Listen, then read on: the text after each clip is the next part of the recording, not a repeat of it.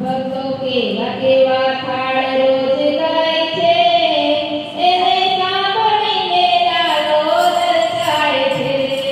ભક્તો કેવા કેવા થાળ રોજ ગાય છે, એને સાંભળીને લાલો લલચાય છે. ભક્તો કેવા કેવા થાળ રોજ ગાય છે, એને સાંભળીને લાલો લલચાય છે. ભક્તો કેવા કેવા થાળ